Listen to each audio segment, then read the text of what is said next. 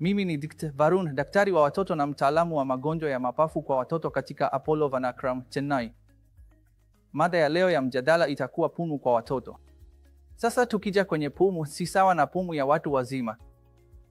Pumu kwa watoto kwa kweli tunaita zaidi kama kubanwa na kifua au uhezin, sawa?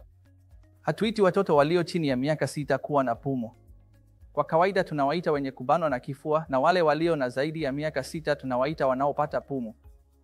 Ndiyo maana tunaona watoto wengi ambao mara nyingi hupata nebulization na wanapata shida ya kubanwa na kifua hadi miaka 5, lakini wengi wao huimarika kadri wanavyokuwa na hawakutani tena na hali hii ya kubanwa na kifua au pumu baadaye maishani mwao, sawa? Hivyo basi, watoto wowote wanaopata kubanwa na kifua katika miaka 5 ya kwanza ya maisha, sio lazima wawe na pumu watakapokuwa watu wazima. Hili ndilo jambo muhimu zaidi.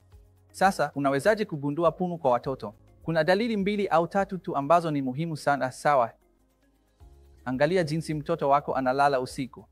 Kama anakohoa sana usiku, hasa katikati ya usiku na asubuhi mapema, saa 10 hadi saa 12, kikohozi ambacho kinamzuia kulala.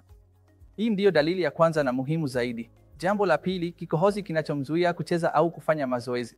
Mtoto anaenda kucheza au anakimbia, lakini anaendelea kukohoa na hawezi kuona vizuri.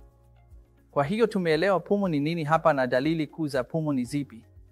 Na wakati mwingine unaweza pia kuona kupumua kwa haraka sana, na unaweza pia kuona kuvutika kwa kifua hapa kama hivi, na hizi zote ni dalili za ziada ambazo unaweza kuziona kwa mtoto yeyote mwenye pumu. Lakini uchunguzi muhimu zaidi wa kuthibitisha pumu ni spirometry. Kwa watoto wenye umri wa zaidi ya miaka 6 tunafanya spirometry ya mapafu, na kwa wale walio chini ya miaka 6 tunafanya kipimo kinachoitwa impedance oscillometry. Hii ni mbinu mpya kabisa. Hapo awali hatukuwa na hii impedance oscillometry. Kwa watoto zaidi ya miaka 6 kwa spirometry inahitaji kufanya kwa juhudi fulani kweli. Watatakiwa kupuliza kwenye kifaa ambacho ni kigumu sana kwa watoto walio chini ya miaka 6.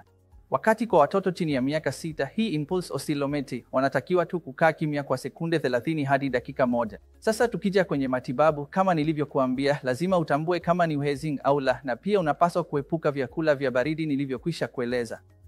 Na kwa matibabu, tutatumia dawa maalum pamoja na nebulization na vinginevyo ambavyo tayari nimekueleza kwa undani.